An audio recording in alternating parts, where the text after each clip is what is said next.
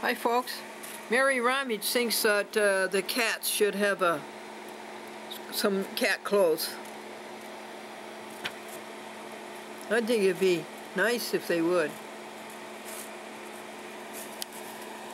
Let's see, what is it called? A parka and scarf set.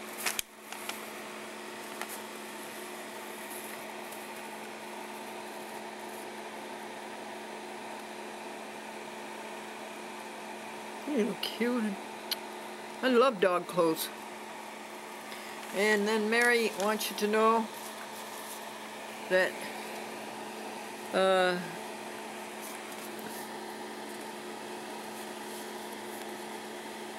I like your outfit you are wearing. I had a nice Christmas with a friend of mine.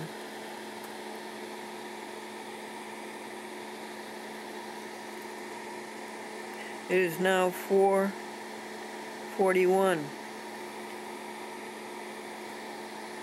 and I'm very tired and sleepy. Love, Mary. I like the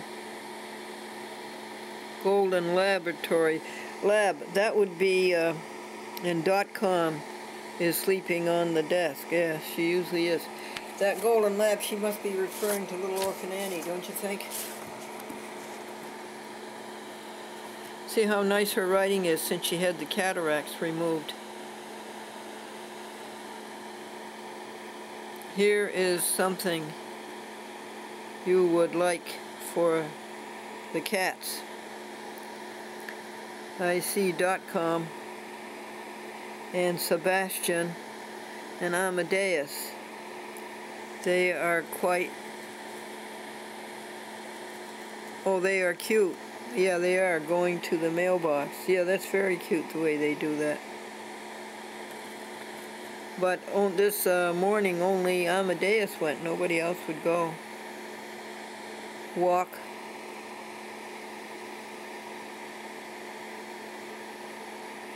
Walking on the cars. Yeah, they like to walk on the cars. Love, Mary. Couldn't you cats find someplace else to sit instead of the computer?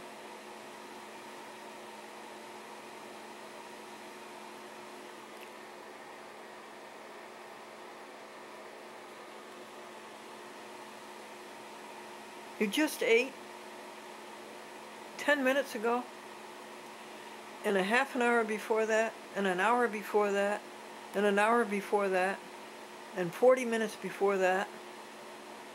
Folks, this is the Joy Book. We're going through it. This Joy Book started on December 14th and went up until 2 days ago.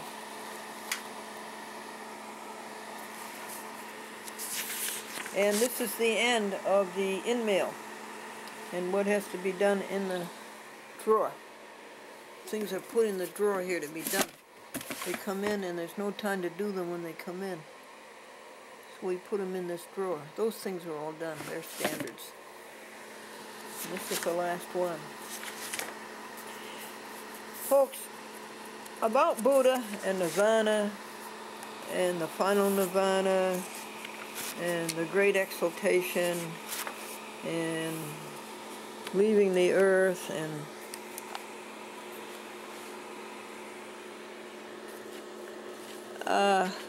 I still say that isn't our concern. Our concern is to make the present perfect, full of happiness as we are right now, full of joy, exaltation, and gladness.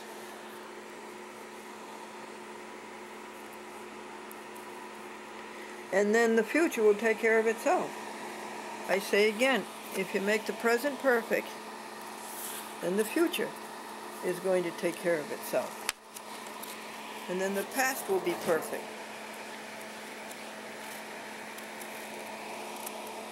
It was that blue sky that day. Must have been the day before Christmas. There's a star in here that's very, very pretty. There it is. That's the Christmas star.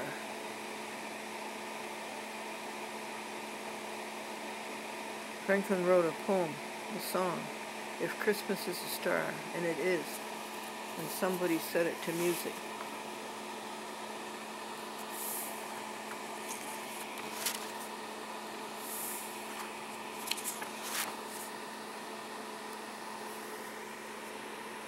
Down a chat with Glendora, yes, that deserves a star all right. That is some job.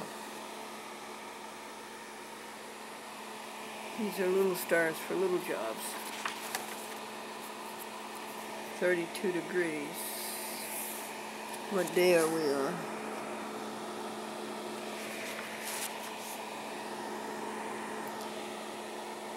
To-do list. 12:30. Day before Christmas Eve. Blue sky.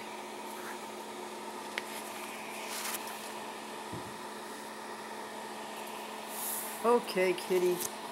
In a half an hour, I'll feed you again.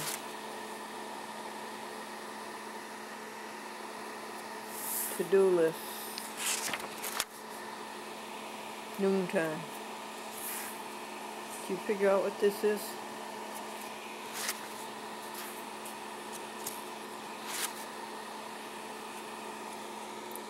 The Sabbath. 2011. Big event. That was quite an interesting date. There's the sine wave. Electromagnetic radiation. That was quite an interesting date. New Year's Day this year. 1111. My goodness, how long will we have? We'll never see that again, right? Well, you'll never see any date again.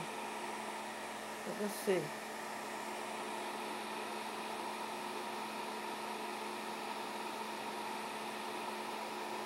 In 1111, the Dark Ages, it would have been 1111.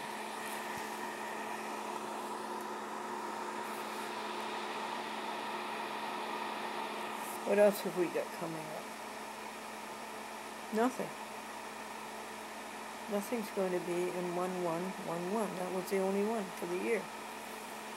1111. In 2022, it will be 2222. February the 22nd, Washington's birthday. In 2022 will be 2222.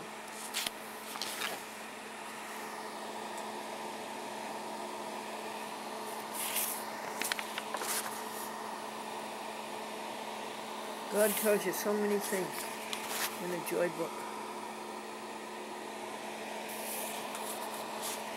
Anything I can do for you folks? .com.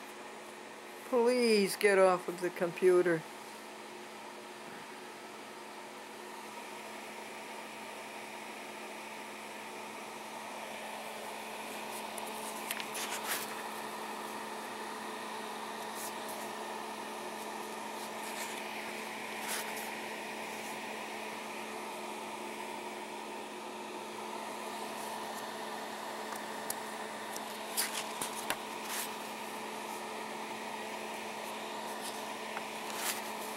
How come the boy who wasn't good enough to marry your daughter is the father of the smartest grandchild in the world?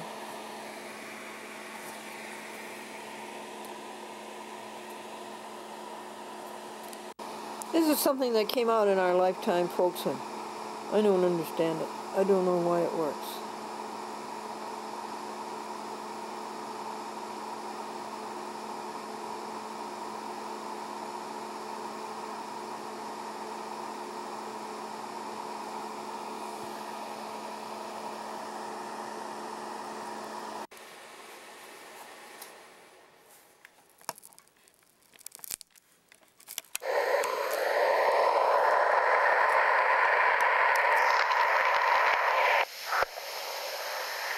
Lawrence was as contemptuous of books as of anything in the world. They seemed so mean and inadequate when he meditated upon the splendor of God's direct speaking to his soul. I will agree with that 100%. What do you say, folks?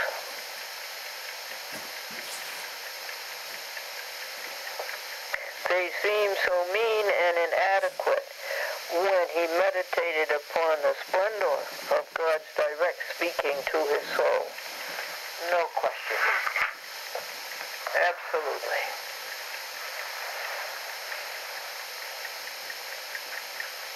Adamantine.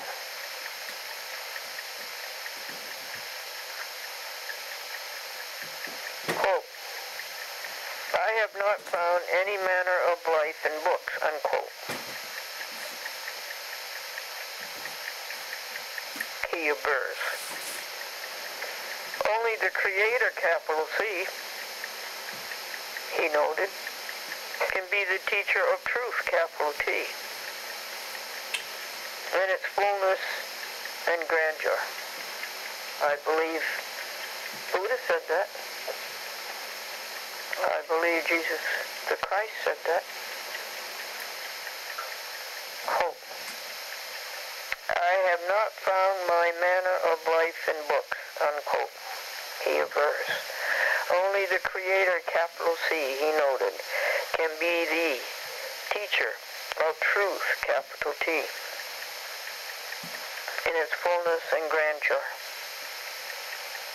Labor as man will intellectually, he can only produce a theory of life or religion.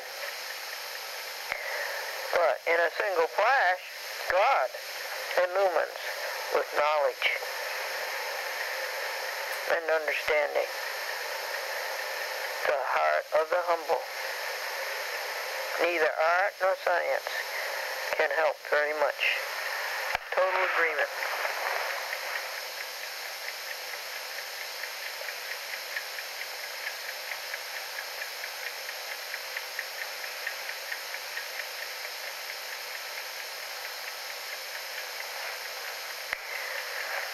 I assume this is a quote from Brother Lawrence. All that I have heard from other men, all that I have learned from reading, all that my mind could reason out as touching on God, cannot content me. Seems low, indifferent, and heavy as compared to the unspeakable riches he, capital H, speaks forth, spreads forth. Faith alone reveals him, capital H, reveals to me what he, capital H, is. Faith alone reveals him, reveals to me what he is. Faith illumines him instantly. Oh, the schools? We toil and exercise our intellects in reason and science, forgetting that we achieve only a reflection, a copy, when we might turn our eyes to the incomparable original.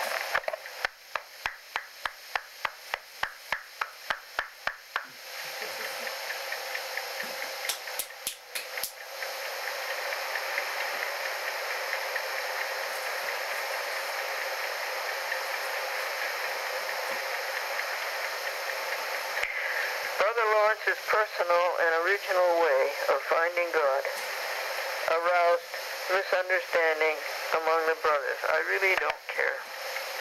What else could you expect? And it's not our issue. our issue is happiness. The brothers who were content with a set devotional routine, evidently they reported what seemed to them his inactivity in prayer.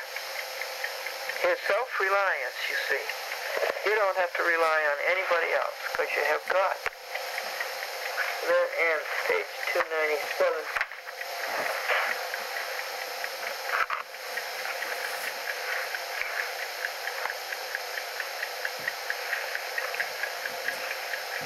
Delusion, quote unquote. He was, quote, questioned and obliged to open himself, unquote. I would do that happily. His answers, as reported by Monsieur Beaufort, seem to have satisfied fully the superior who interrogated him. He explained how he had treated himself to live continuously in God's presence. What's that say to us, folks? God's presence is what? To live continuously in God's happiness. Even the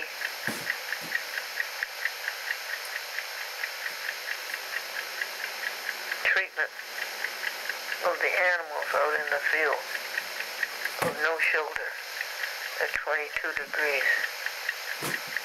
Not even soft hay to lie down in. Just the cold ground. So I think they stand up all night.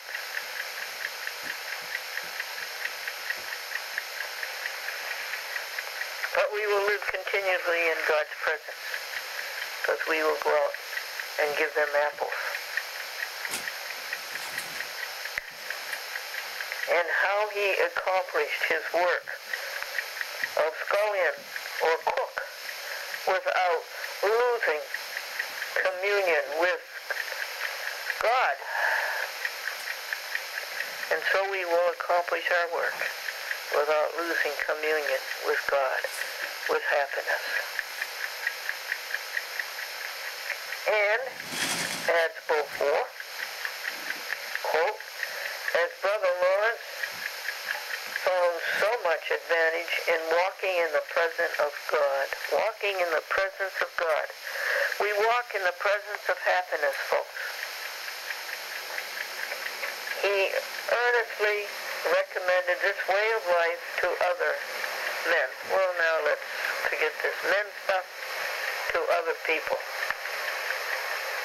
Yeah, I earnestly recommend to all others walking in happiness the way you and I are trying to do. And I believe we are succeeding. We do walk in happiness, don't we? Yes.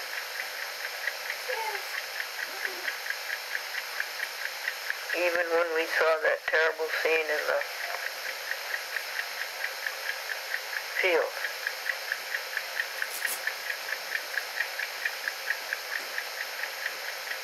It's not much of a pasture, folks. There's nothing there to eat. What else can we give them besides apple? Corn on the cob.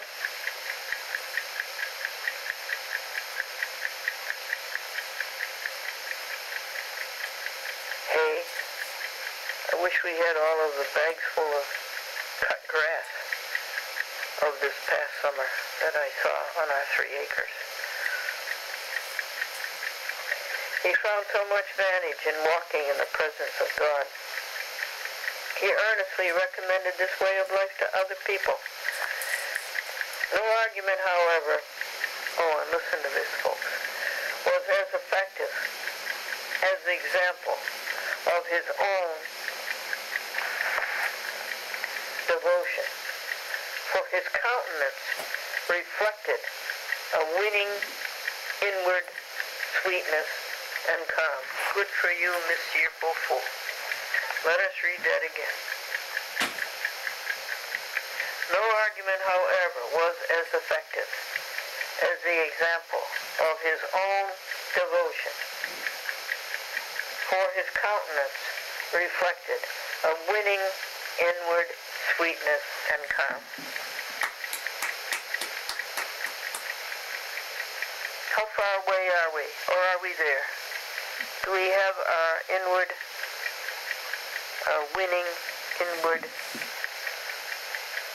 sweetness and calm? He took philosophically such disappointments as came to him. Quote, one day, unquote, writes Beaufort, quote, I told him right out that a project of great consequence to him, which was close to his heart, and for which he had long labored, would not be carried out, because the superiors had decided against it. I bet you have encountered such.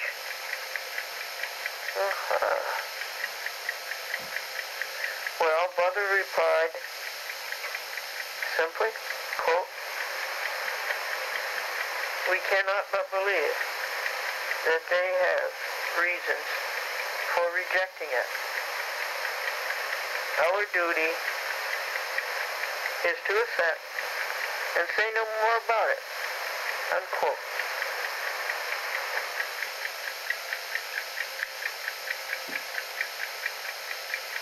I guess that's what I would say. I would say so. I would say that to you, Hawthorne, playing a chat with Glendora at midnight instead of in prime time. Our duty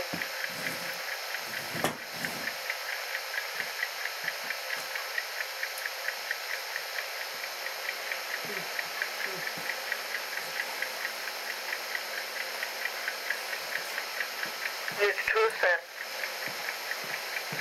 and say no more about it. Okay.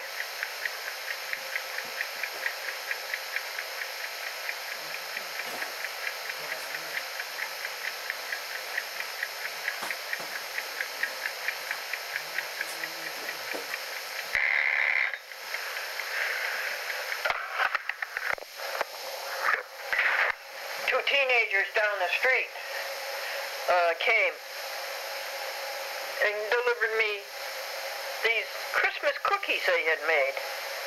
Too bad this isn't video, it's audio, but you can see them on the chat with Glendora. 1, 2, 3, 4, 5, 6, 7, 10, 11, 12, 13, 14, 15 frosted cookies for Christmas. Wasn't that sweet of them? And then we have the neighbor down the other direction of the street on the north who brings us a Thanksgiving dinner.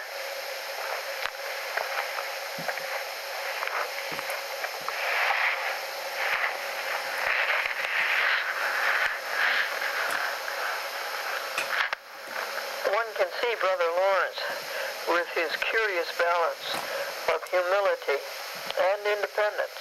Curious balance of humility and independence, of deference and dignity. Before the superior or the bishop, answering questions about his faith.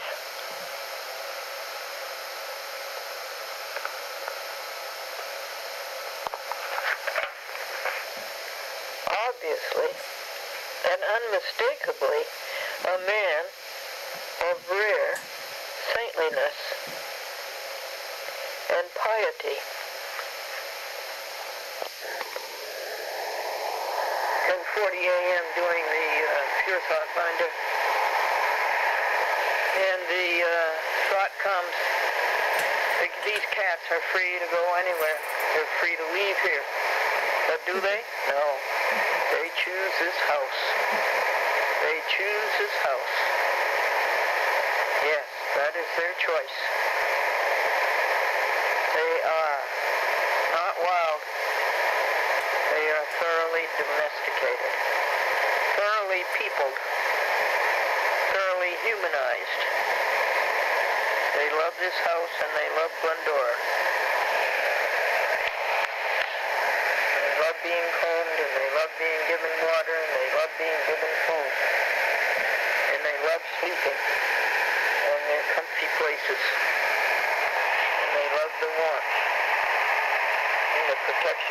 snow in the wind.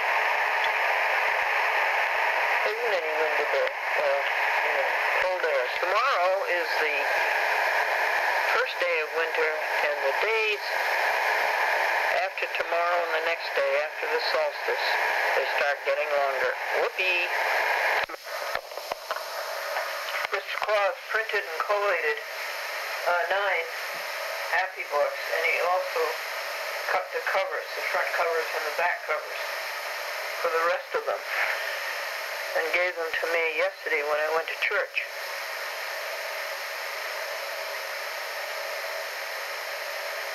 So, today, we put the covers front and back onto the 9 sets, stapled them, and bound them with tape. It is a thrill. It is a thrill. They look beautiful. It is an out-and-out thrill.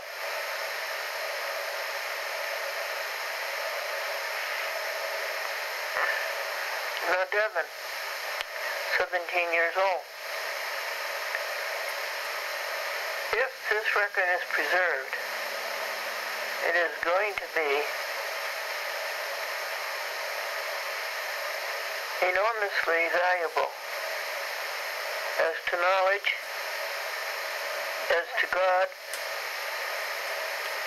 as to religion, as to philosophy.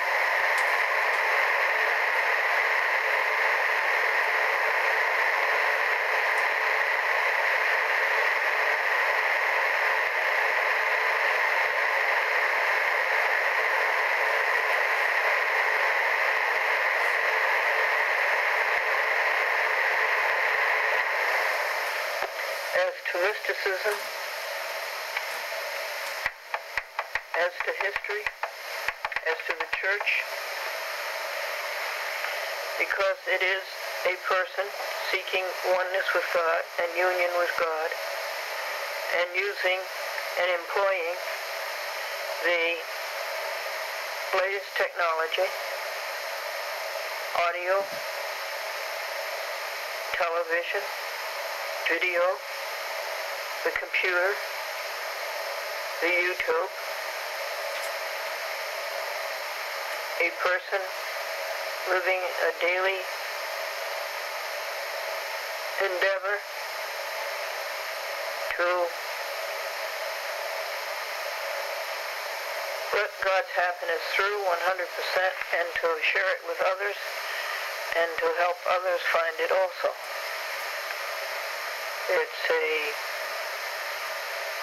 variety, a brand of sainthood, a brand of oneness, a brand of absolute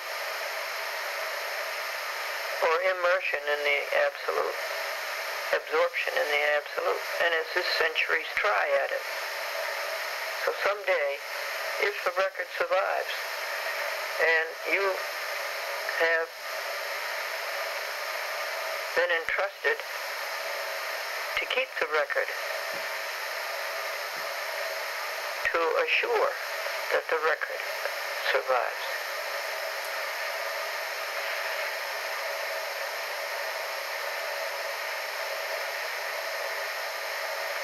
So you have been chosen. You've been chosen by God. And you are very special and honored and glorified. Amen. 2 p.m. December 20th, Monday, Christmas week, 2010, Anno Domini. This continued for some years until the time of prayer also came to be a time of His presence. Oh, that's nice. A matter of joy and elation to me. Until the time of prayer also came to be a time of His presence. A matter of joy and elation to me. Since that time, I walk before God in all simplicity, in utter trust, humbly and lovingly. And I attempt to do nothing and to think nothing that might be outside his design for me. Now we know what God's design is for us, don't we? Happiness. Spread happiness.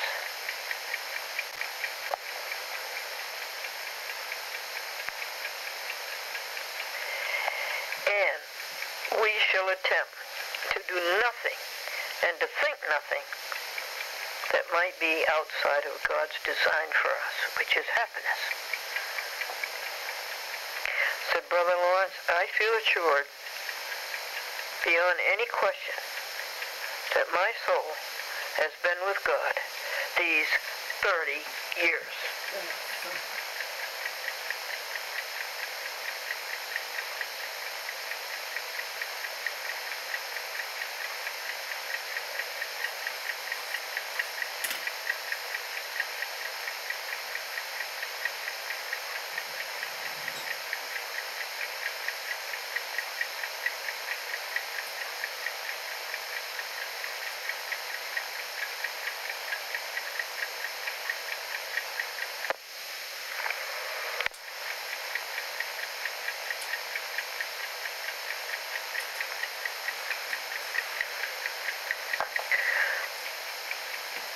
The letter is remarkable for its undercurrent of self-reliance and certainty.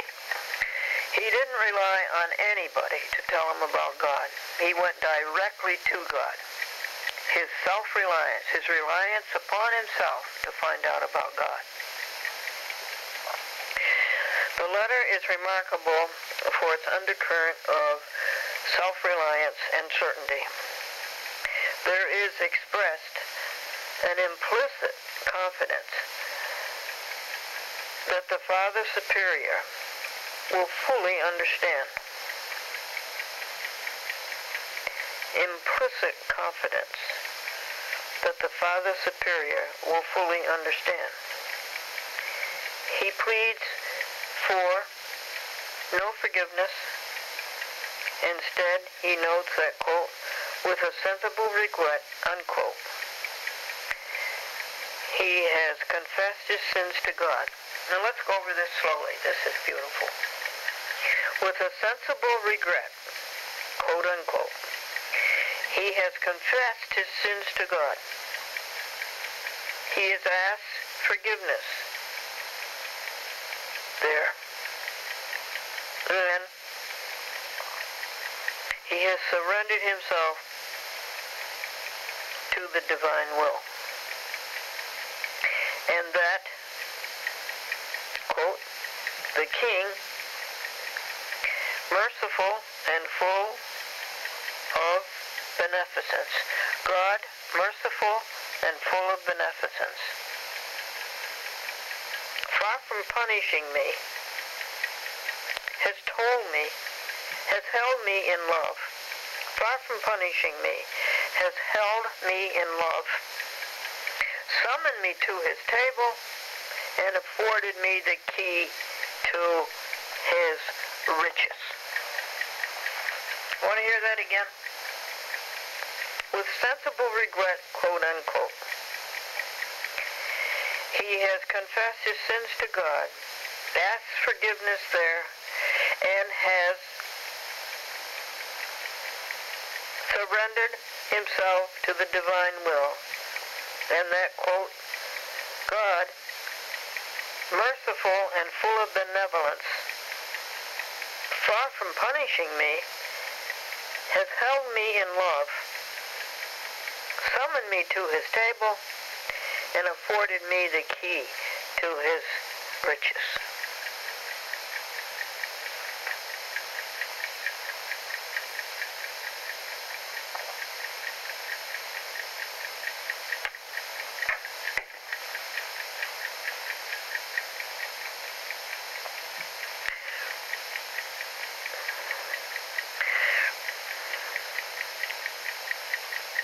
that makes us feel so good, doesn't it?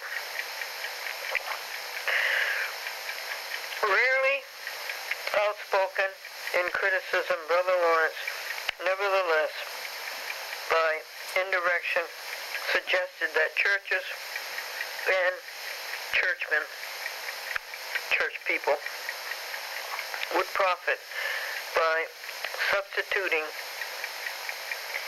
for set devotional forms, quote,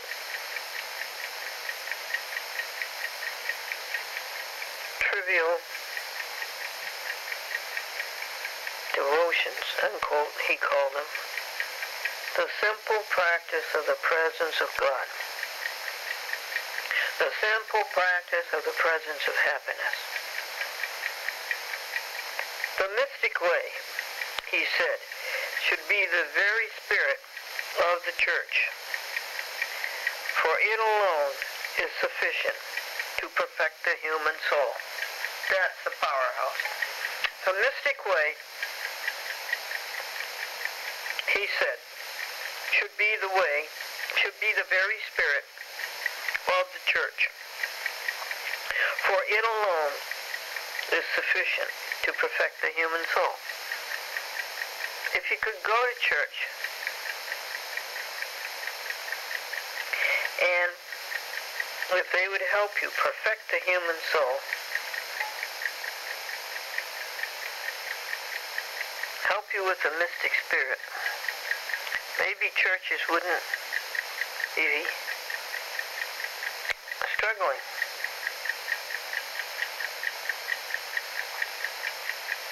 They would be giving people what people need. It's like eating right, giving the body nutrition instead of snacks.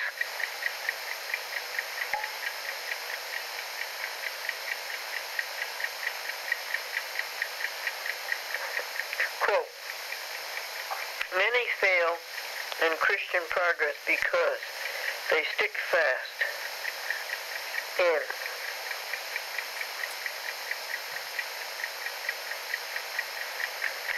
what is this word? Penances and set exercises, unquote. Even prayers may obscure God rather than bring the prayer close to Him. We're close to Him, aren't we, folks? We are a prayer. I don't hear us saying prayers. But whatever we're saying, it's bringing us closer to God.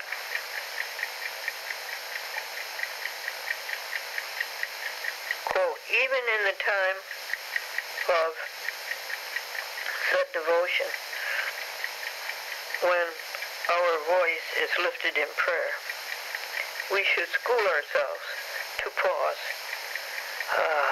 This is nice. We should school ourselves to pause, if only for a moment.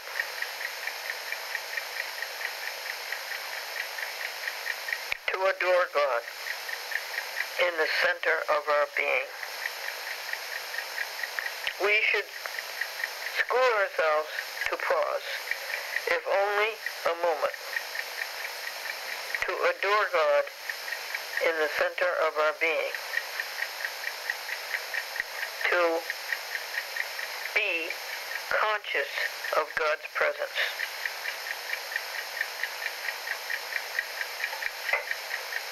To keep a hidden tryst, T-R-Y-S-T. I am certain that it is a common fault, even among people of religion, to overlook this pausing in their affairs to adore God in the depths of their souls, to enjoy renewal through the peace of knowing Him. I am certain that it is a common fault, even among people of religion, to overlook this pausing in their affairs to adore God in the depths of their souls, to to enjoy renewal through the peace of knowing Him. Oh, you can't beat that. You don't have to.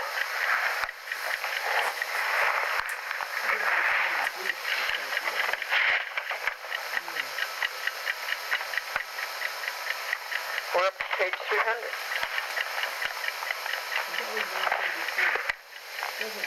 And listen to this over and over and over. And it is so thrilling.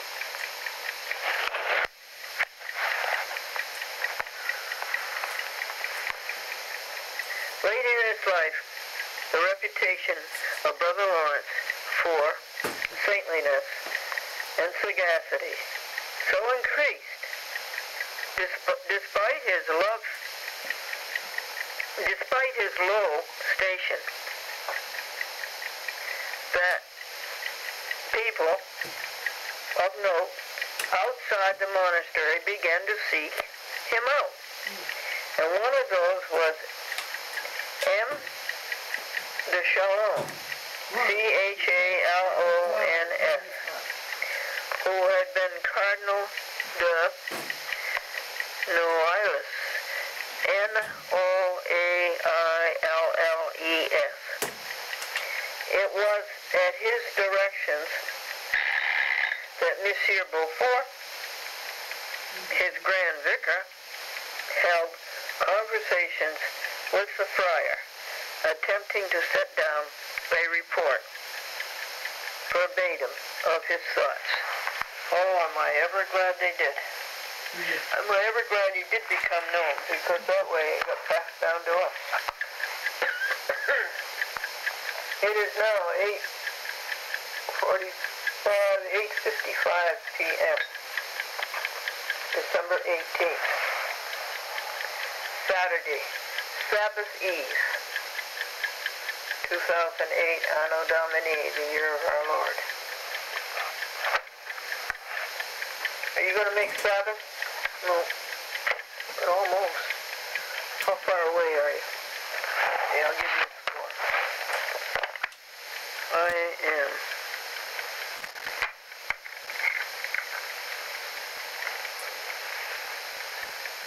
Make biscuits, 2 meditation 5, 3 hot cereal, 4 peanut butter and Triscuits.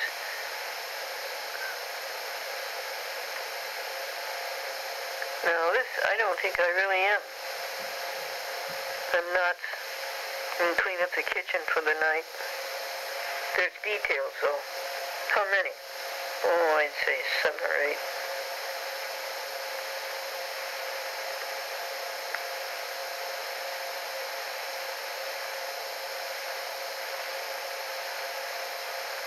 Pretty close. Almost gonna make it.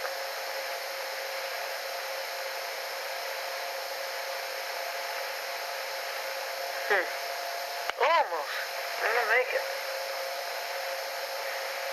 Is there anything you can do to make it? Well, meditation 5, meditation 6, they're part of the Sabbath, so that the rest is just cooking and eating and the details.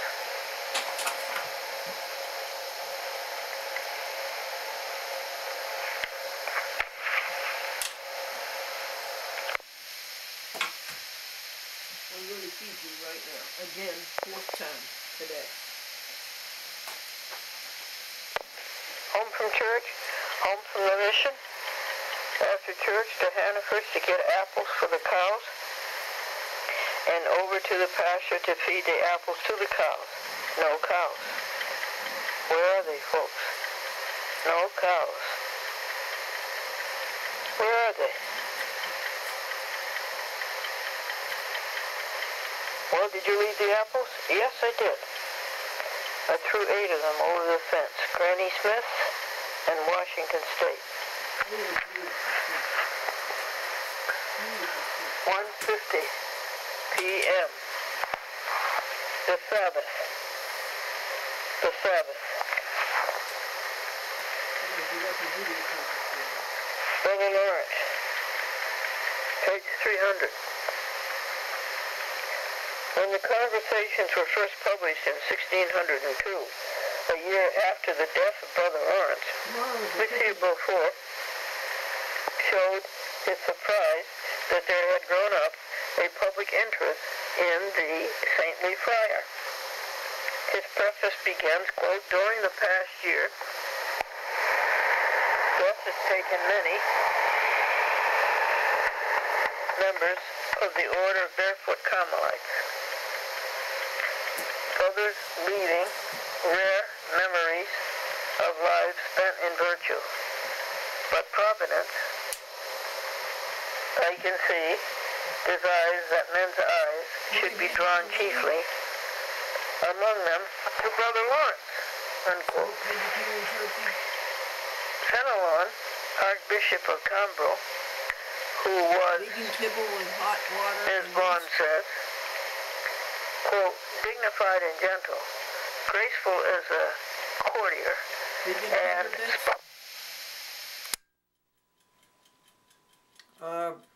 breakfast strips. They taste like bacon. Vegetarian ham. What do you want? Vegetarian ham? Okay.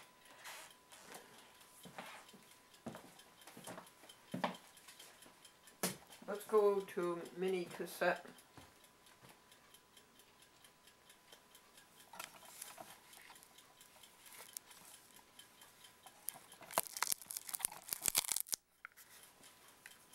Eight, side B. We have the answer, folks. This is the answer to everything. It is, it is.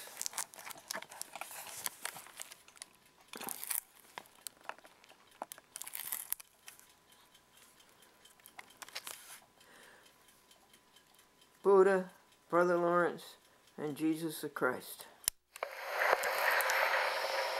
Spotless as a sighting, the most pure, the most persuasive, the most accomplished of religious guides.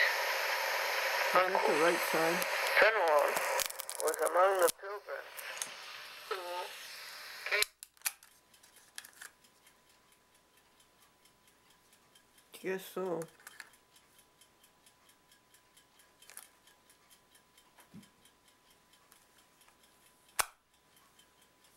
Well, it's okay to hear it over again. I don't know. And then there's Mini DV9. One side of that's pretty good. Mini DV10. Mini DV11. Then there's another 11 by mistake. And Mini DV12. So we're in good shape. We're in good shape, folks, for the Holy Grail.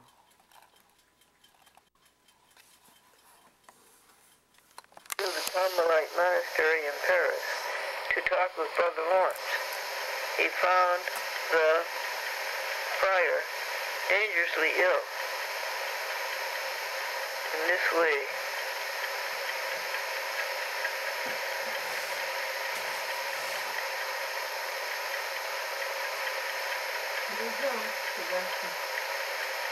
for this was very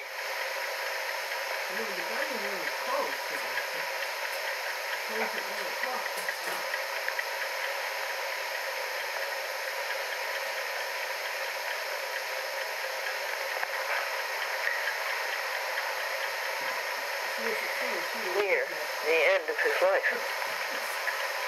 Only one question asked by the celebrated divine has been recorded.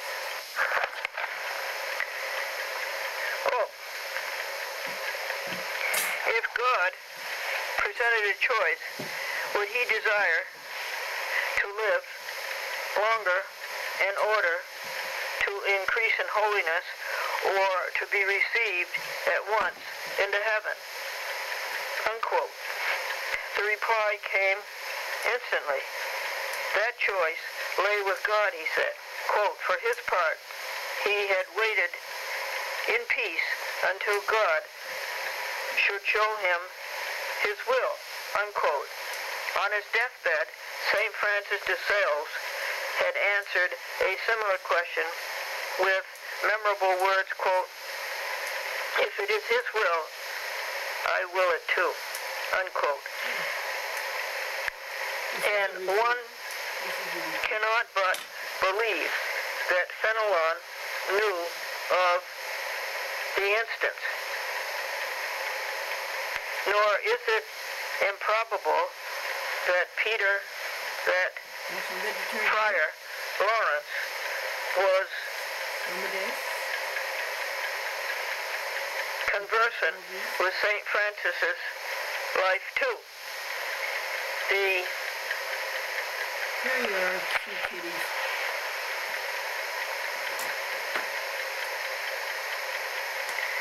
Savoyard Saint, the holy bishop of Cambrai, and the lay monk of the Barefoot Carmelites, they were as much of a single spirit as any group of mystics in history. As Brother Lawrence was the simplest man of the three, it is he who has put the thought of the trust in God in the simplest words and the most direct statement. Quote, "I am in God's hands. He will do as he wishes with me.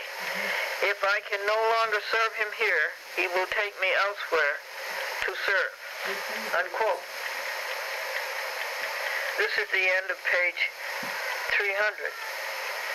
Outside the monastery walls, France was still the scene of disorders and minor civil wars.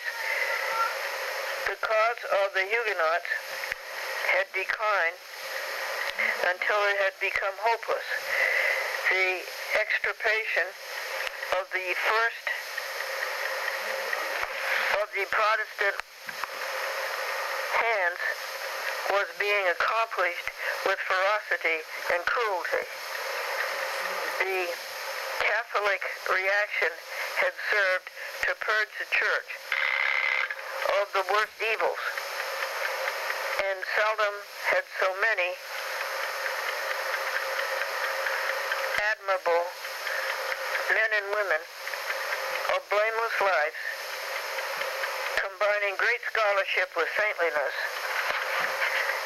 served Catholicism as in 17th century France.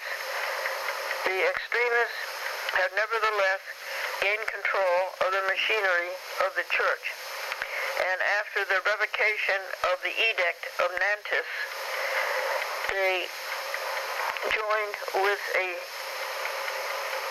state avid to stamp out heresy. Even a brother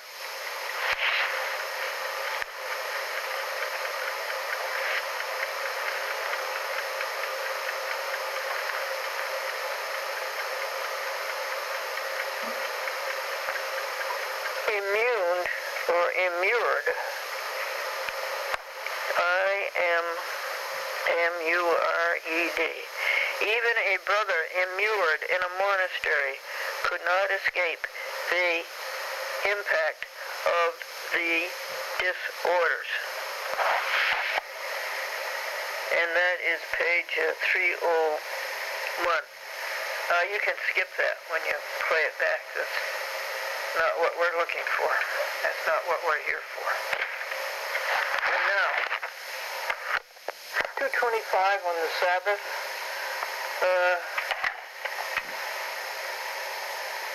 Christmas week. Christmas week starts tomorrow. It's a snow shower. Flakes on the ground and And we are on page 301 of Brother Lawrence by Sheldon Cheney. A soldier wounded in the wars was the occasion of a letter written to Brother Lawrence to a friend in 1688. In it he applies his philosophy to the life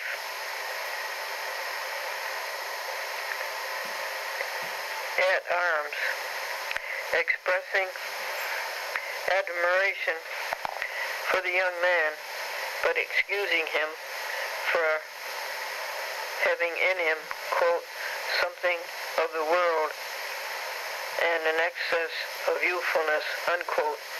He hopes that suffering will serve to deepen his character, quote.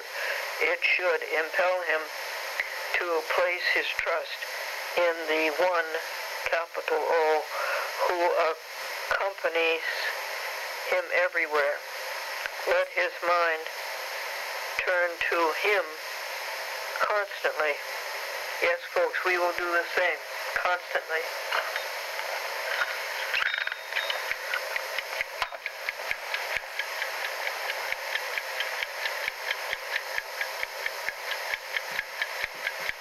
Especially when danger is greatest.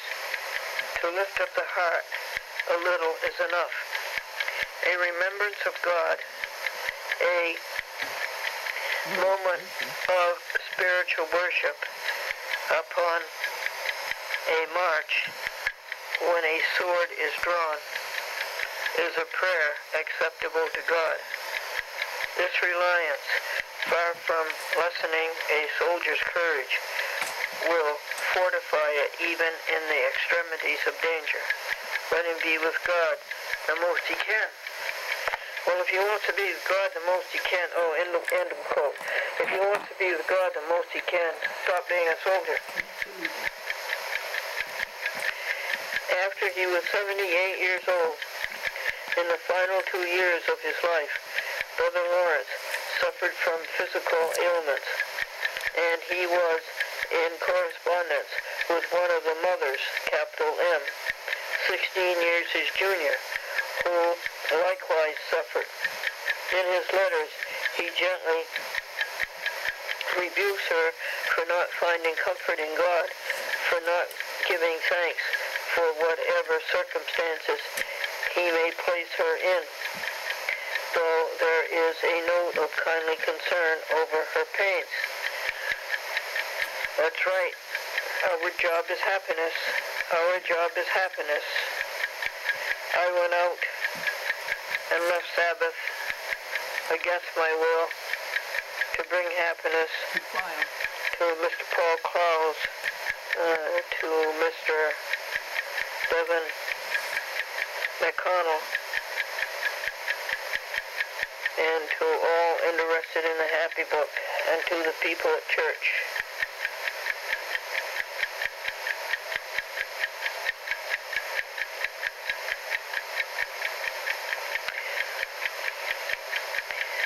Now I'll be back. I'm back, and I'm trying to make the most of it.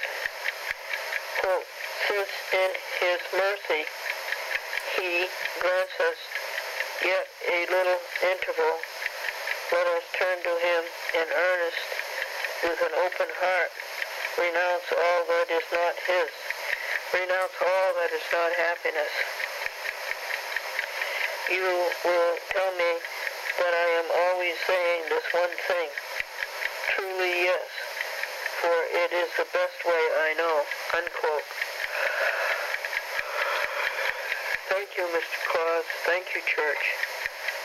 And I send tons of happiness to Joan Claus.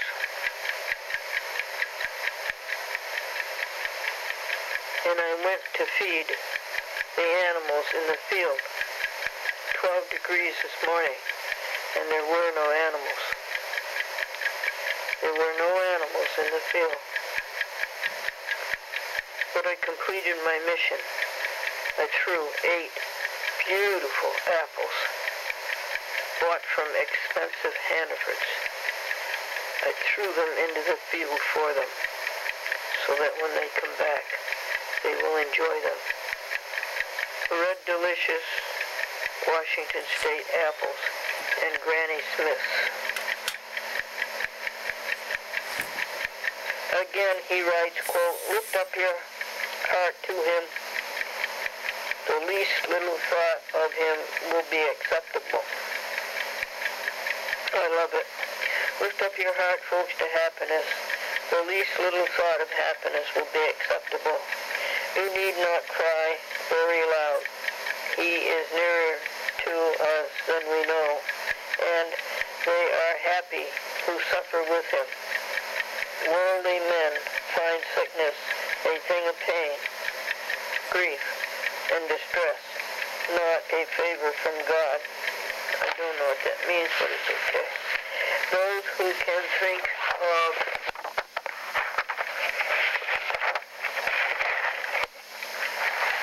page 302 of it as his doing, a part of his mercy, and a means for our salvation. They find it in it sweetness and consolation. Often God is nearer to us in sickness than in health. Rely then upon no other physician, unquote. Right. 82 years old and no doctors. My physician is God. My physician is what, folks? Happiness.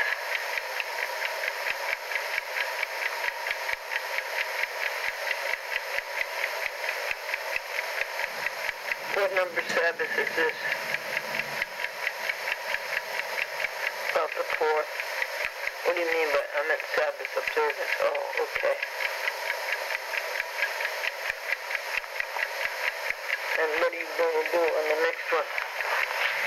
Continue to try to get order out of chaos.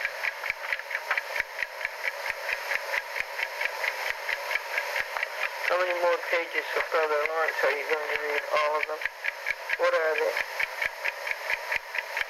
303, 302, 303, 304, 305, and 306.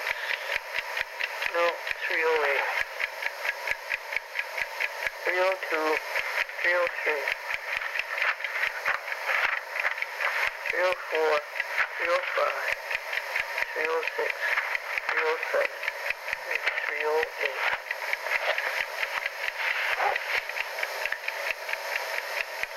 As the last months pass by, his mind becomes even clearer in regards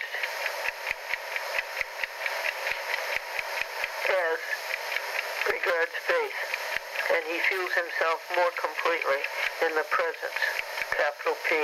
Quote, in a little while I must go to him. What comfort I find in faith. By so much is my sight cleared that I can say, no more do I believe, but I see, unquote. He adds that, quote, no, to suffer something for his sake, unquote, is a foretaste of paradise, while the most delicious pleasures would be a hell if he could relish them out of God's presence. As a whole, life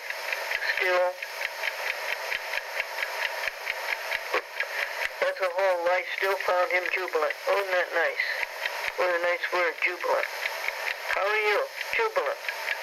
Quote, I do not know how God will use me, but I am continuously happy. There we are, folks. We are continuously happy. Say that 45 times. We are continuously happy.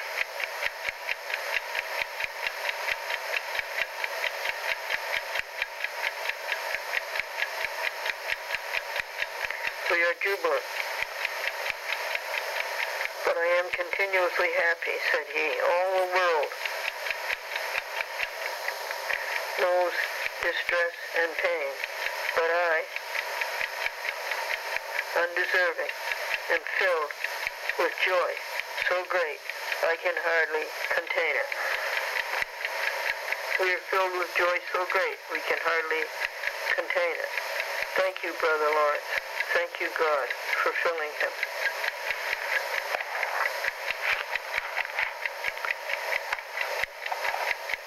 On February 6th, he wrote his last letter to, quote, my good mother, repeating his expression of thanks for, quote, the bitter with the sweet, if it be from his hand, unquote, echoing his central thought, quote, he is present within us.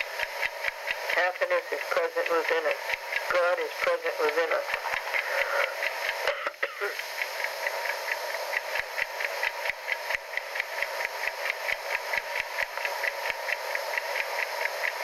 Seek him, not elsewhere.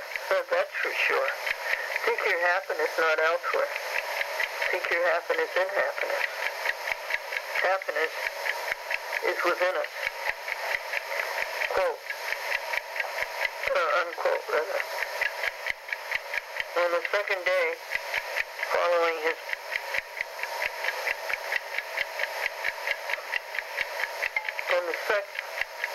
second day following, he took to his bed for the last time. The final sacraments of the church were given him.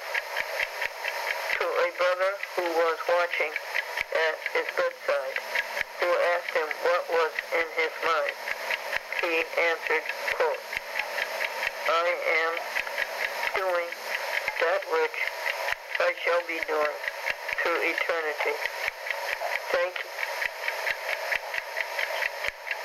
Thanking God, praising God, adoring God, offering him the love that fills my heart, unquote. He's teaching us how to die, folks. That's how you die. I can't figure out whether he's 78 or 80, but I think he's 80. Buddha died when he was 80. On February 12th, 1691, painlessly and in peace, Brother Lawrence slipped away from his body to enter a new phase of a long-established companionship. Oh, that's beautiful.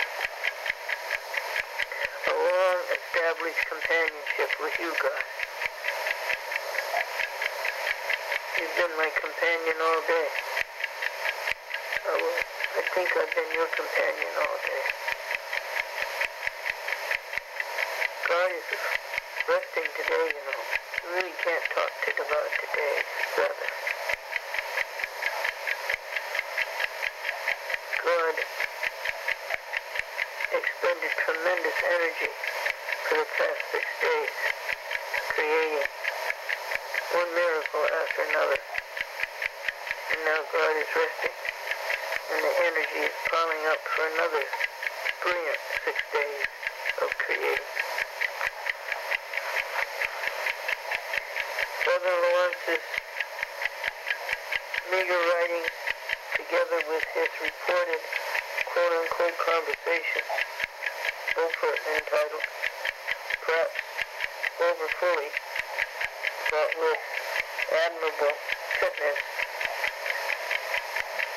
to content, the practice of the presence of God, the best rule for a holy life. The practice of the presence of holiness, the best rule for a holy life. The practice of the presence of happiness, the best rule for a holy life.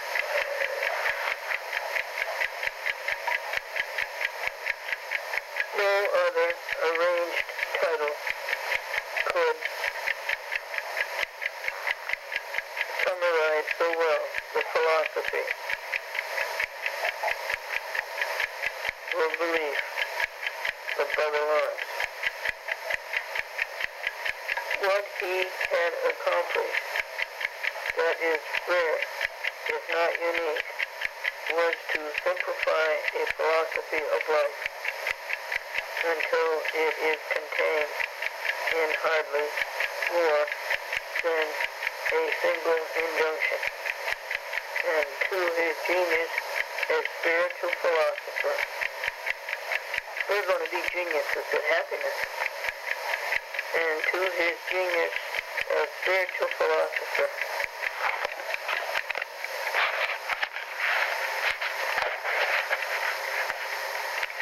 He had added the gift of almost miraculously apt and simple speech.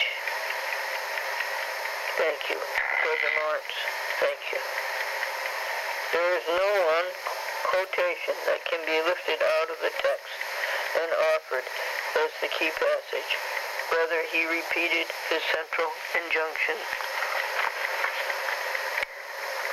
tirelessly in the conversations, in the letters, and in his lifetime. Often he leads into his subject with some such simple introduction as this. Men invent means and methods of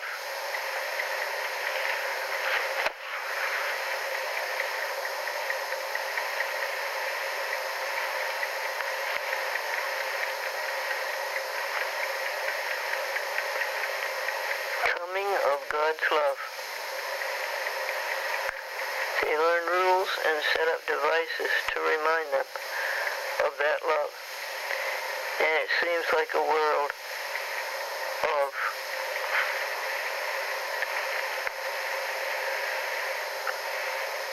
trouble to bring oneself into the consciousness of God's presence. Yet it might be so simple. Is it not quicker and easier just to do our common business wholly for the love of God?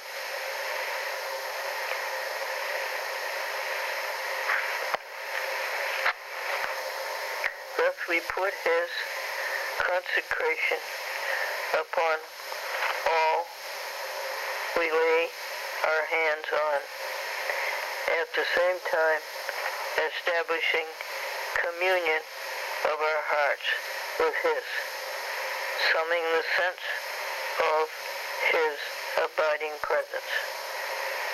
Yep. There is need of neither art nor science. We go as we are to him, unpretending, single-hearted. Page 306. The maxims, perhaps, contain the most concise exposition of the central thought. Well, yes, I think we know what the central thought is. You stay in the presence of God. You stay in the presence of happiness. All right, this is a quotation. In the spiritual life, that devotion, which is the most characteristic and the most fundamental, is the practice of the presence of God. It is the schooling of the soul to find its joy in divine companionship. Oh, that's nice. Oh, that's nice. Where do we find our joy, folks?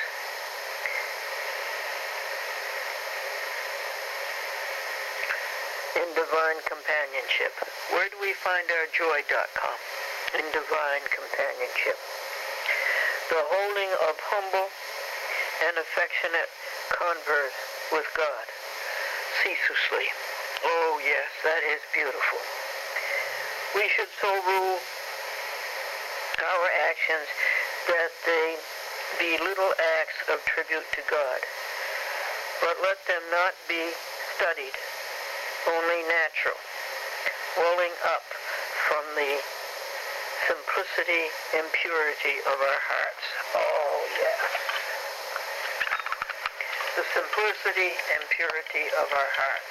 What was the phrase we heard this morning that we're going to carry with us all day? Inward rapture. Inward rapture. We have it. We have it. It would seem almost beyond belief if one could foresee the nature of the converse the soul holds with God at these times. He seems to delight us in this communion that upon the soul utterly committed to God, he bestows joys beyond number, as if he would not have it turn again to earthly things. He provides for the spirit abundantly, doesn't he though? He provides for happiness abundantly.com. .com feel better, yeah, .com is regurgitating. No, she feel better. Thus, it gains a divine nourishment. And this is nourishment what we're doing right now, people. This is nourishment that we're doing right now. We are nourishing the soul with God's great provision. An unbounded felicity. An unbounded felicity. Felicity, gladness, happiness, and joy. Felicity, gladness, happiness, and joy. Felicity, gladness, happiness, and joy. And we've got them alphabetically correct, too. Thus, it gains a divine nourishment and unbounded felicity of a sort beyond human thought or conception.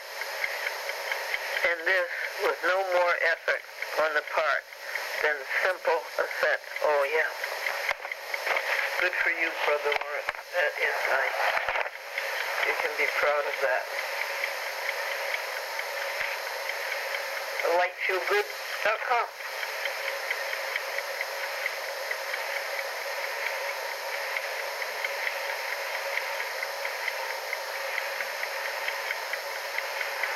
Occasionally, Brother Lawrence admits difficulties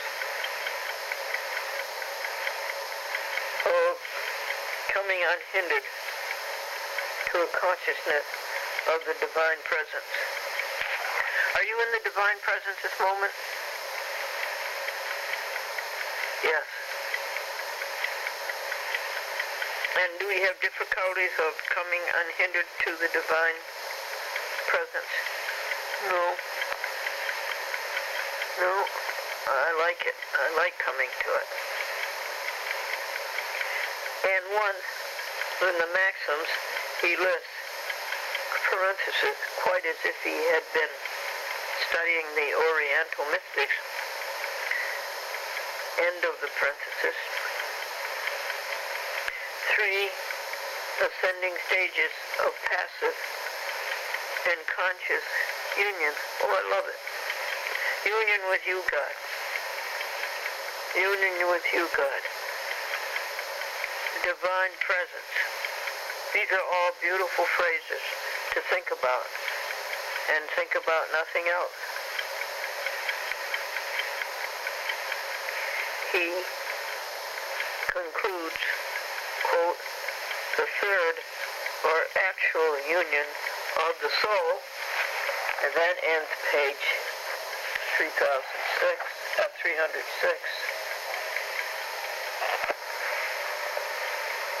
with God is the perfect union. I'll go for perfect today. I'll go for perfect today.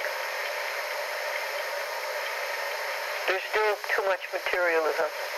It should be more spiritualism, more spirituality.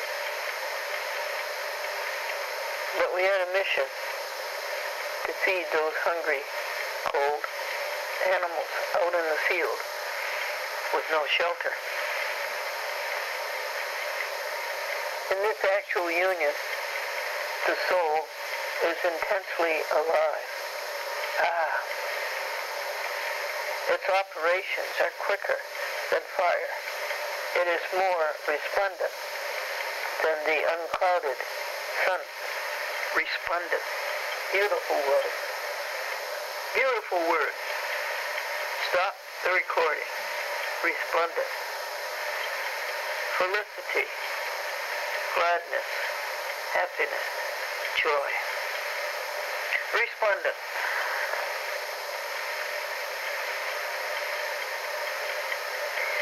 It is a state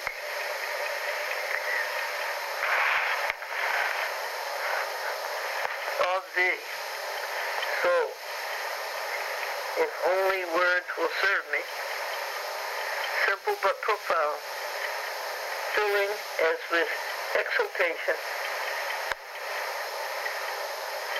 exalted, exalt, exaltation, yet with serenity, with a divine love that is both ardent and humble. Yes, that certainly does sound as though he'd been reading the Oriental mystics. The soul is lifted to a summit where it cannot but adore God, embracing God with a tenderness that is inexpressible. You're lucky you were inside. Okay. I think even though it may be inexpressible, I think we can understand it. I think we can intercept it.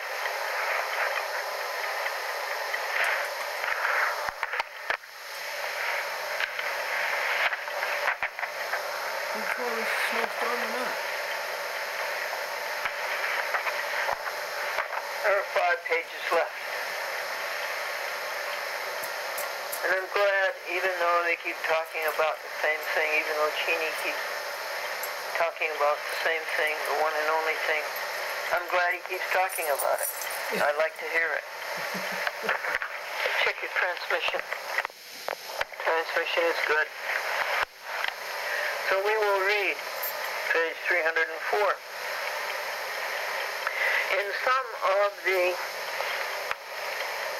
maxims, especially, and these are the only writings direct from Brother Lawrence's hand, except the presumably extempore letters, there are passages descriptive of mystic union in the higher and purer sense. Good. It was high and pure enough for me up above, as approaching ecstatic abandonment of self in God's being.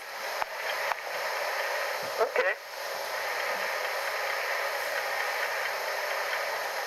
Okay. Ecstatic abandonment of self in God's being.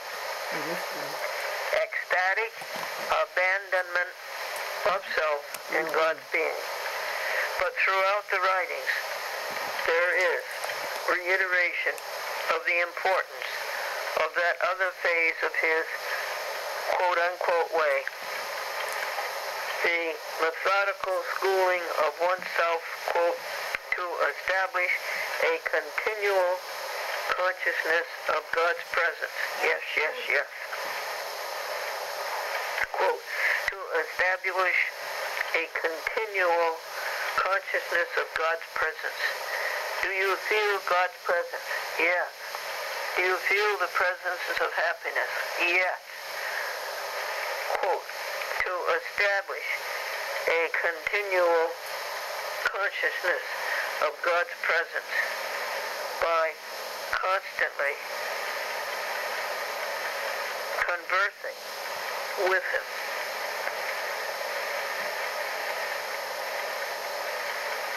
Or does God want us to constantly converse with Him?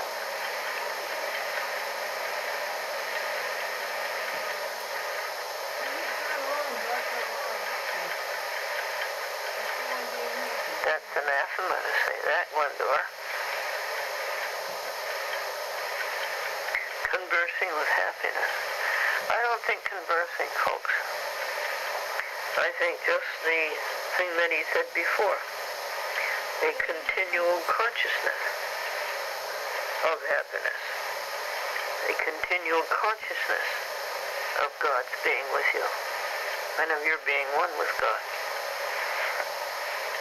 It is in one of his letters to the Mother Superior that he describes most fully the joys he has had from the continuous practice, speaking of himself in the third person, explaining the experience as those of, quote, a member of our society, unquote. He adds, it's sometimes in the press of outward affairs, and that's what you have to be careful of. Though some of that came in today. If sometimes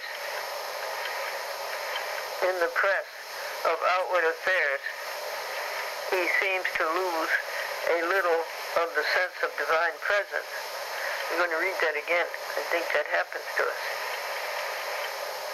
If sometimes in the press of outward affairs he seems to lose a little of the sense of divine presence, or absents himself, God presently makes felt in his soul a summons, and he answers and converses.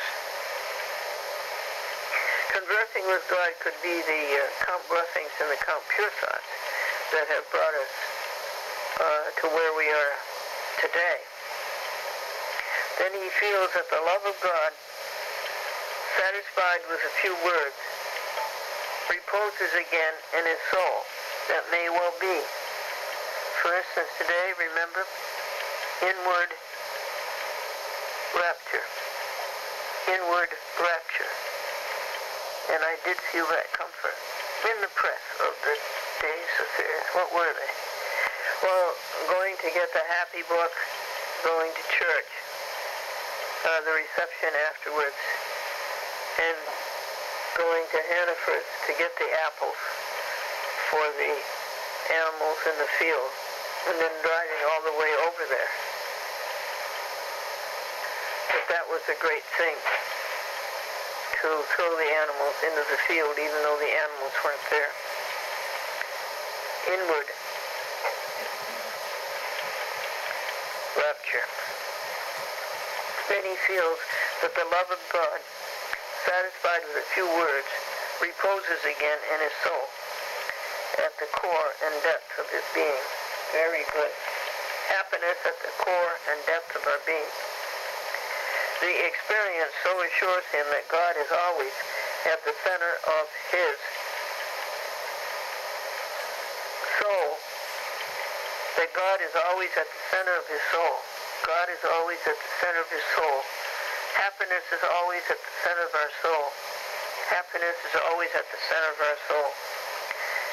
That doubt of him is inconceivable.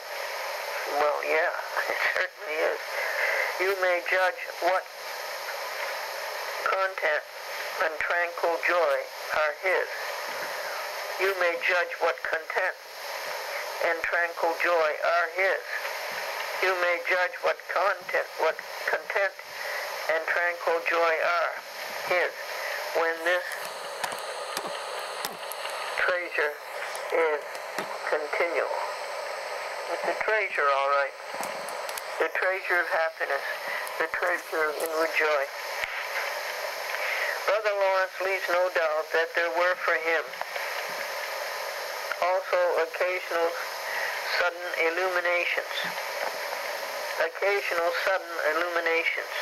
Occasional sudden illuminations. Experiences of rapture. Experiences of rapture and ecstasy. Experiences of rapture and ecstasy. His conversion at 18 had come about through a vision so clear, so startling, so vivid, that his life and his desires were instantly changed. Good. Good. Ours have too, in these past few weeks of discussing these things together. His conversion at 18 had come about through a vision so clear, so startling, and so vivid that his life and his desires were instantly changed. One remembers, too, his account of his years of doubt and mental disquiet, and his, quote, sudden illumination, unquote, sudden illumination, sudden illumination. Somebody must have prayed for him. And emergence into a realm of profound peace. Are you there, folks? Have you emerged into a realm of profound peace? Emergence into a realm of profound peace. Aren't these beautiful phrases to carry with us? Of his later transports, he speaks quite freely, though he tries to guard against the literal mind and the uninitiated who would misunderstand or misconstrue in worldly terms or mock. We don't need that. Quote, you must know, unquote, he writes to the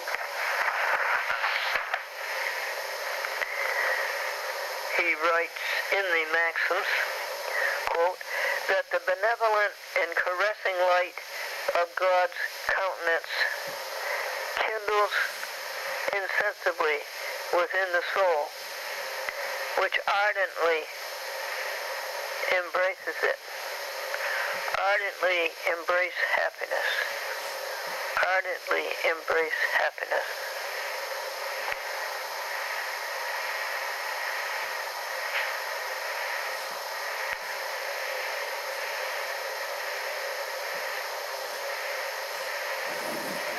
Kindles within the soul. Ardently embraces. A divine and consuming flame of love. So rapturous that one puts curbs upon the outward expression of it. Really? He speaks also of, quote, joys and raptures of the spirit. Joys and raptures. Raptures. Felicity, gladness, happiness, joy, rapture. What?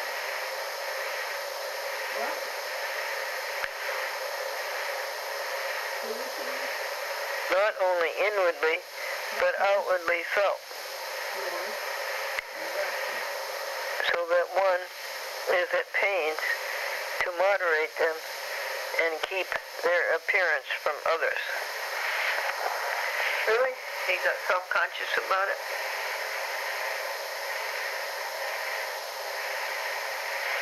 What do you think about that, folks?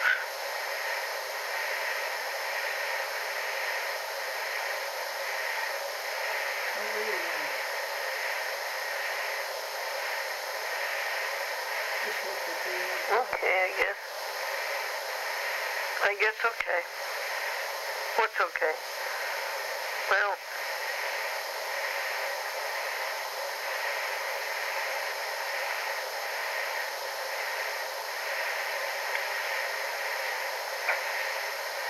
that you can get so rapturous that you don't want others to know it because they might think you're funny. You're queer or something. I guess we won't worry about that.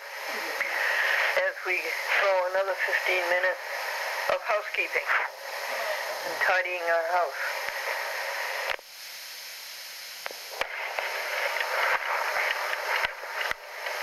He tried, sometimes in direct description, sometimes by metaphor, to transmit the feeling of mystic union. Oh, that's great. The feeling of mystic union. Do you have it, folks? Yep. To express that which is so nearly inexpressible. Quote, in measure as our faith, through this spiritual practice, opens our understanding of the hidden mysteries of God. Are you interested in the hidden mysteries of God, or are you just simply satisfied with spread happiness. We recognize in God a beauty beyond compare, surpassing boundlessly all that is known on earth and all that is conceivable of the holiest men and angels. Already we relish, we taste this beauty, this bliss. Our desire is yet aflame in the consuming fire of his love, which burns to ashes all that pertain not to him.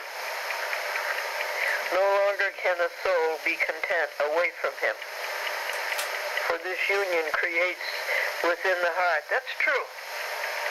If I don't count pure thoughts and count blessings,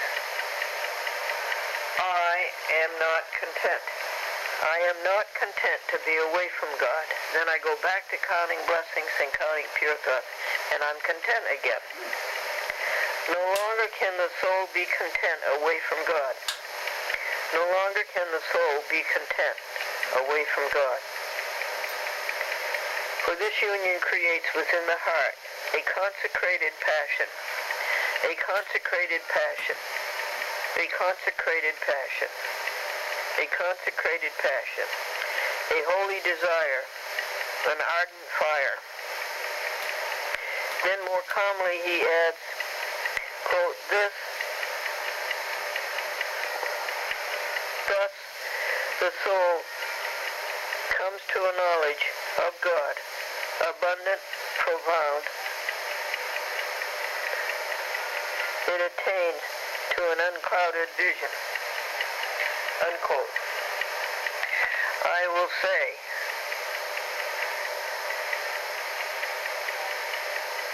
a consecrated passion as I get up and answer the door and let in a cat named Amadeus. 2. A consecrated passion. 3. A consecrated passion. 4. A consecrated passion. 5. You didn't say thank you, Amadeus. You just run to the food dish. Do you have enough water? 5. You need more. Water. Great creation. 6. Consecrated passion. 7. Consecrated passion. 8. Here's fresh water, Amadeus. 9. Then you will go to sleep in great contentment. In contentment. Without counting blessings and counting pure thoughts. But you know what? He purrs. He purrs. 10. Consecrated passion. Once at least, Brother Lawrence reverses the meaning of the term real, quote-unquote, and visionary, quote-unquote, in a way common among the seers of the Orient and often baffling to the practical, quote-unquote, thinkers of the West. Quote, the world that is with us, unquote, he says, quote, has that reality. Those things that my outward eye reports flow by as fantasies and dreams. That which I discern with the eye of the soul alone exists and is the object of my desire. That's okay. That's okay. We're getting by with just thinking about happiness. Consecrated passion. That's happiness. One of the images developed to suggest the infinite sweetness of the mystic experience is that of being taken to the bosom of God, almost as if he were thinking of God as mother as well as father. Brother Lawrence writes, quote, he converses and delights himself with me continually in a thousand ways, and treats me as if I were his favorite one. From him I experience more of sweetness and delight than is felt by a babe with its mother. In default of words, I would choose to speak of this state as attainment to the bosom of God for its inexpressible sweetness. Okay. In the end, the reader may ask, quote, what is the message Brother Lawrence has left? I don't think there's any question about the message that Brother Lawrence has left. I think it's been said repetitively. Quote,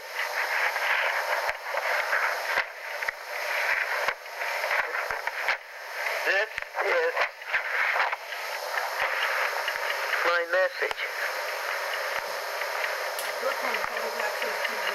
He lived his own philosophy, and he did not think of himself as a leader of opinion or as a man with a mission. His one known interlocutor before said that, quote, all his life he took pains not to come into the stare of men. Okay, we are up to page 306. 3 pages to go.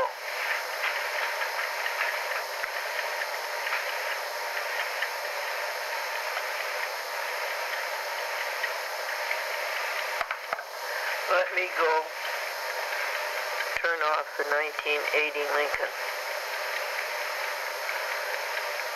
And what pure thought will I take with me? Let's back up one of these beautiful phrases. Hi folks, I've been so busy trying to teach us how to be holy and happy that I haven't told any jokes lately. Here's a good joke. Now you have to think about this one. But it's a good joke if you see it through. How come the boy who wasn't good enough to marry your daughter is the father of the smartest grandson in the whole world? He's talking to his father-in-law. Peter says, I've got a disease that's so rare they haven't even had a telephone for it yet.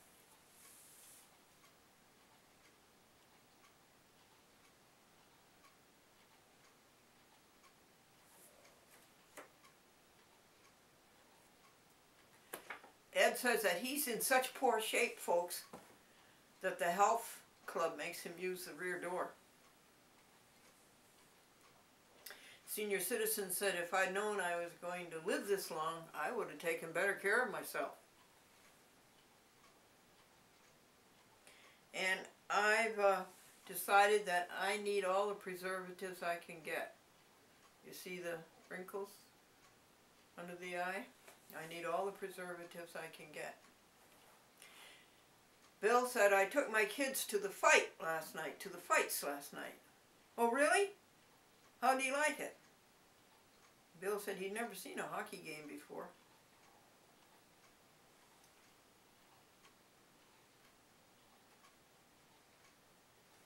Marilyn says she's always bragging about how rich they are. She says, Marilyn says, our dining room table goes back to Louis the 14th. And another woman said, our dining room table goes back to J.C. Penney the 15th.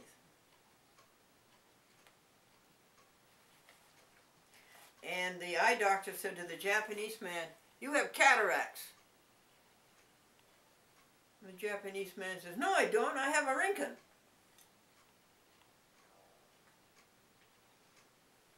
What do you call a miniature guppy? What do you call a miniature guppy? A microfiche.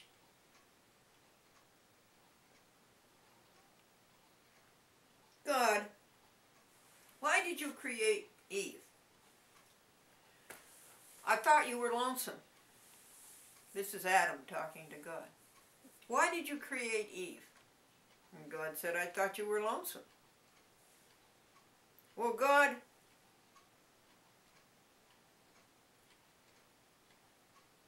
why did you make her so beautiful?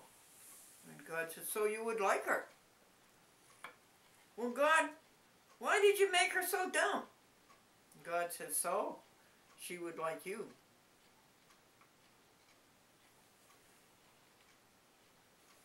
The famous author was asked, what do you consider your greatest work of fiction?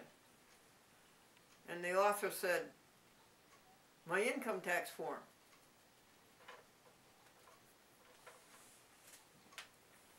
Now, folks, let's take this off of the SD card and let's put it on DVD with the title and finalize it, the DVD, and then we'll go over and we'll put it into the drawer of the computer, and then we'll use WinX and get it from the disk onto the hard drive. That is, we'll try to do it. And then we will try to take it from the hard drive and put it up to the YouTube. Isn't that fun?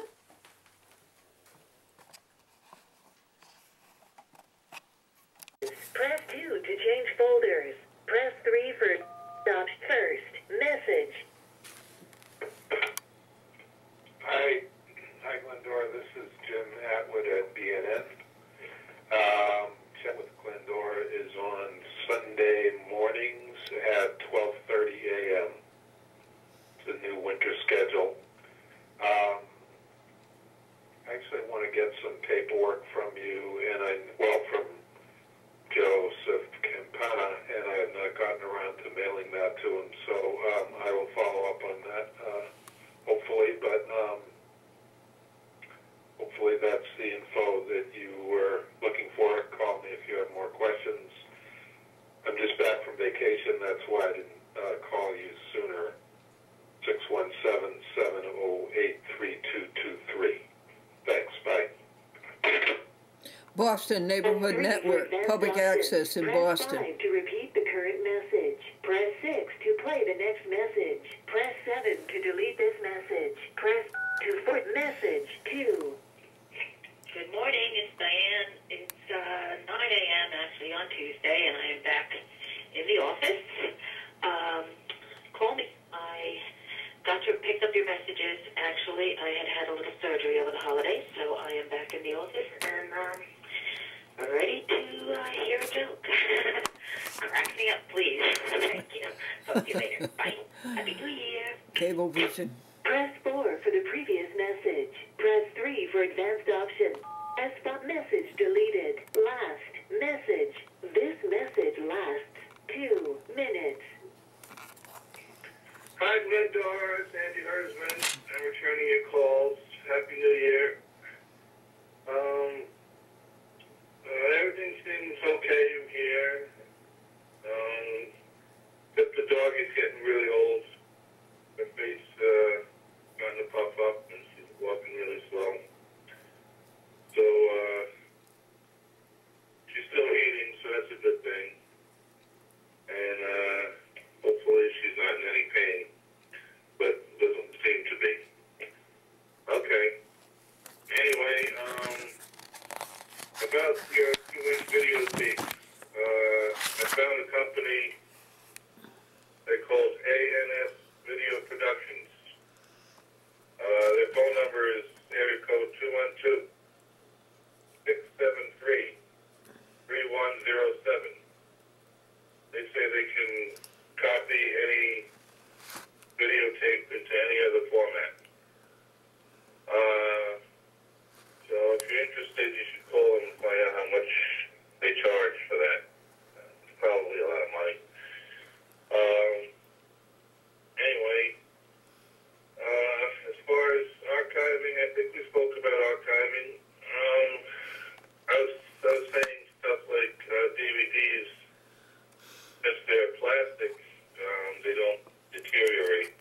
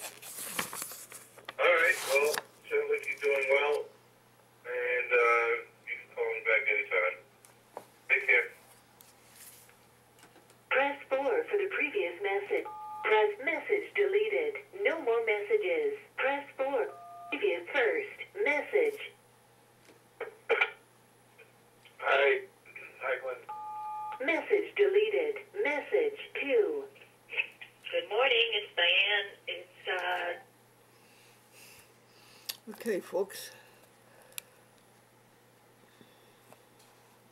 In the meditation this morning, Mary Ramage does such a good job listing the contents of a chat with Glendora, telling about the it was cats. a struggle to do the meditation. She loves the this morning, cats. 4:30 meditation. First of all, She even tells you folks down here the number of the show. And see how good her writing is. I believe she's And then I had to rush because 80. of the elementary canal here. And see how good her writing is since she had the cataracts removed. There is a conflict. That's today's joke, you know. The eye doctor says to the Japanese man, "You have a cataract." And he's Japanese man says, "No, I have a Rinkin." Supposed to be the very first thing in bed, in the dark. Not paying Thank you, rent. Julie. Race. Judy, go to God the first thing in the morning and get the answers and get the Thank you for the Glendora Happy book. happiness. All right. We are in the process Okay. of enjoying it. A long prayer. May God bless you for thinking Prayer. of us. Sanctuary at the death meditation.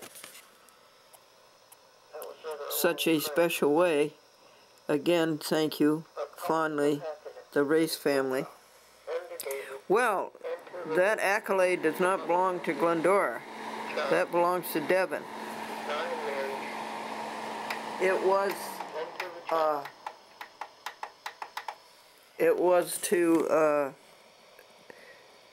He asked Glendora for a happy book, and it was a great lengths we took to get them, 25, and he gave one to the Race family. Now go on to the words.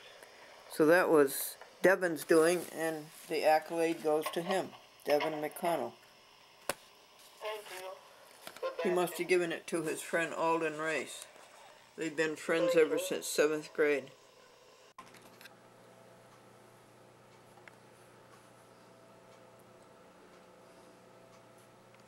Maybe at 5:15 p.m. We're starting microcassette God number 9 on the Sabbath, Sunday before Christmas.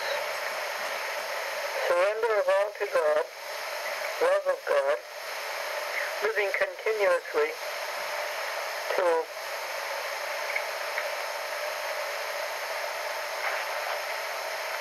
in consciousness of His presence.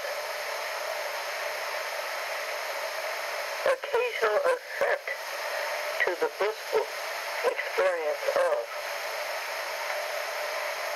soul union with God.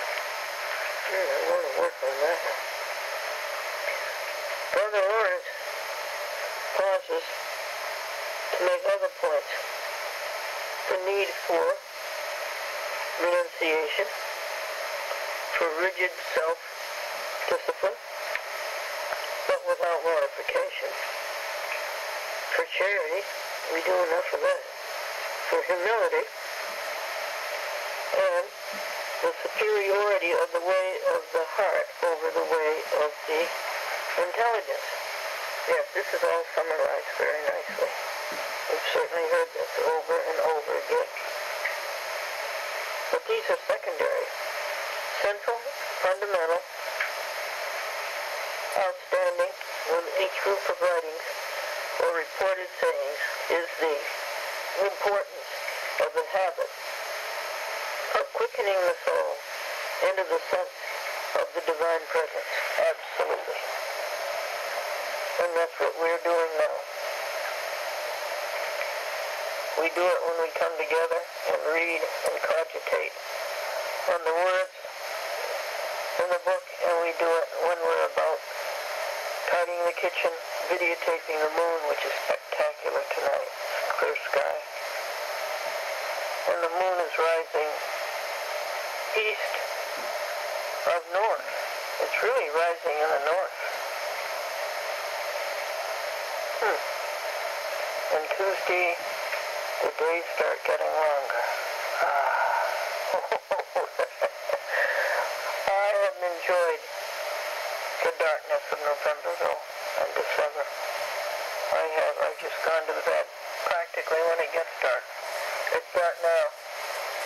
It gets dark about 4:40. You get light about 7:20.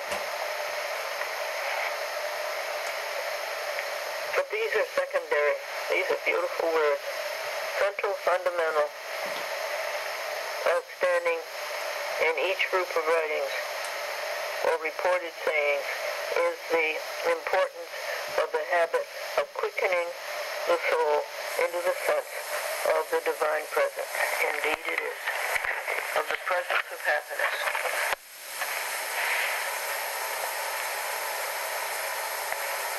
Brother Lawrence is certain. This is sanctuary God. There's sanctuary God at the desk. 6, square 6. The universe. Didn't we see it in action last night with the eclipse of the moon and the rise of the moon and the winter solstice? Didn't we see it all? All that we saw last night. Yeah. Born, my mother and father kept me alive. 1-year-old to 5-year-old. 1 day old to 5-year-old. 6-year-old to 10-year-old. First ground Lincoln and Bangor.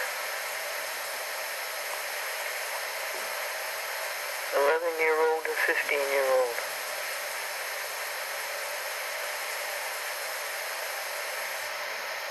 Junior high school, and high school.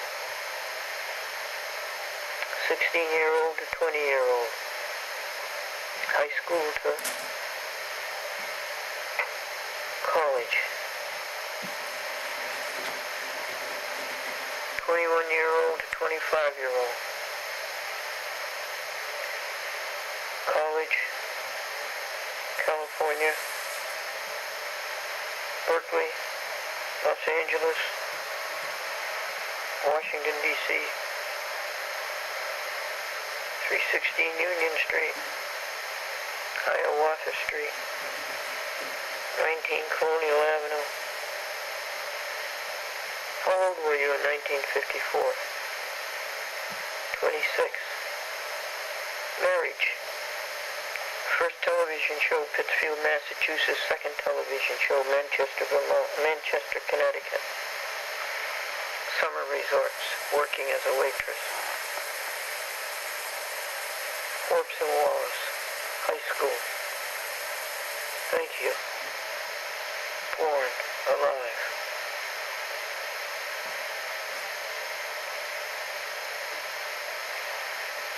(26 to 30) on my own. You took care of me, God.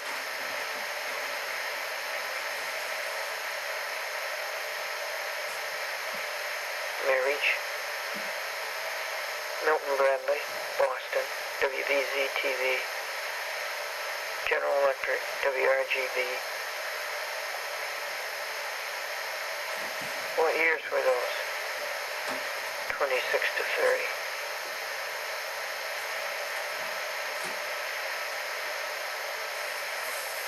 Up to 58. 1958. WRGB. Born, alive, and healthy.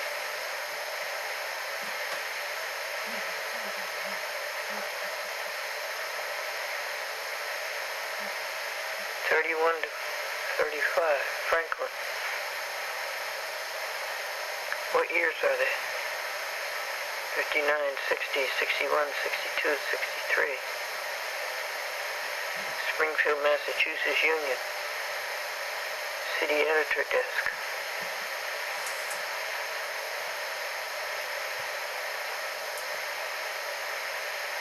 Buffalo News. Big improvement. Helped him do it.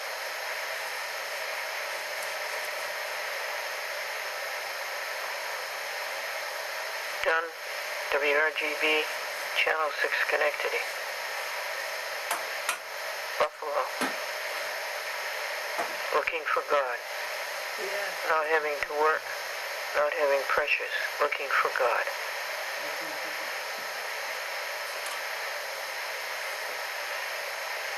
Far, far from it, but starting. Don't let it take you 30 to 35. Christ, 31, 32, 33. Buddha, 35. Illumination. 29 to 35. 29 years old at 35. On the wrong track. Buddha on the wrong track. But looking. And getting somewhere.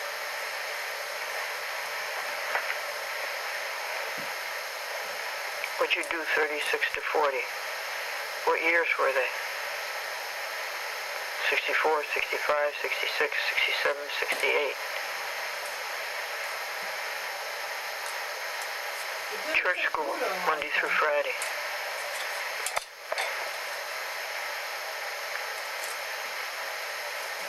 About 35. Brother Lawrence is about 55. It takes a long time. Be perfect. We wrote the book, Be Perfect. We were getting closer and closer to God. But not a nice person. Well, nice. Nice and bad. You knew what it was, but you couldn't do it. Trying. Nancy Crosby, Asbury, Delaware Methodist Church. 1968.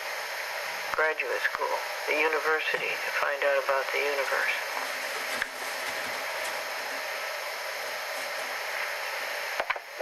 And that's square 6.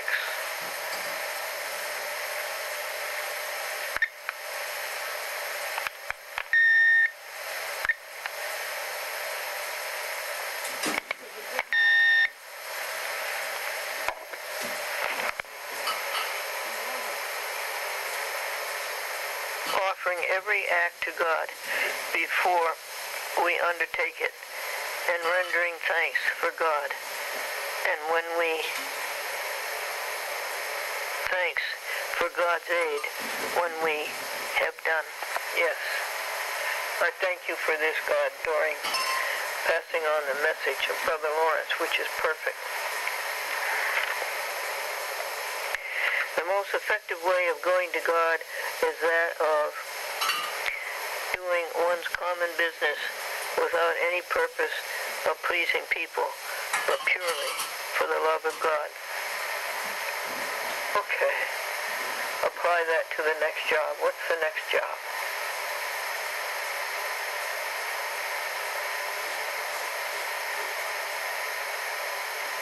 They're supposed to eat nuts. That's the next thing on the to-do list. You're supposed to look at the computer for 15 minutes. Okay.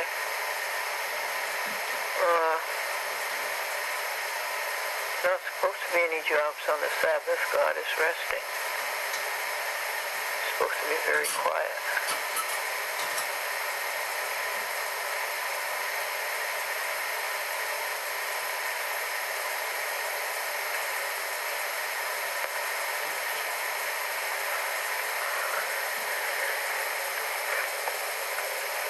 The most effective way of going to God is that of doing one's common business without any purpose of pleasing people, but purely for love of Him, of course. I love you, God. One deludes oneself in believing that the times of prayer should be considered different from other times. Action has its responsibility to God, as prayer has its. What's that point? He said that he was as close to God doing his action as he was his prayers. We might then once for all, place our unreserved trust in happiness in God, completely surrendering ourselves to happiness, assured that God will not fail us. Yeah, that's for sure. God will not fail us.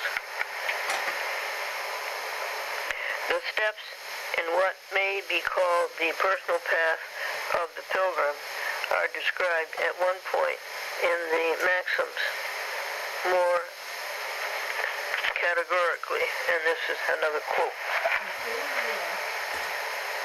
The first is a great purity of life, a guarding oneself watchfully, lest one do, say, or think of thing displeasing to God. Say, think, or do anything displeasing to God. And in failure, an immediate and sincere repentance thereof, and humility in entreating forgiveness. The second is a positive faithfulness in the practice of life presence, of God's presence. The second is a positive faithfulness in the practice of God's presence.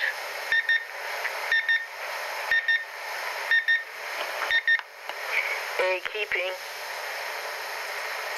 of the soul's eyes upon God, calmly, trustfully, humbly, with a love that leaves no room for care or doubt. Beautiful. We'll say those as we do our work. Beautiful.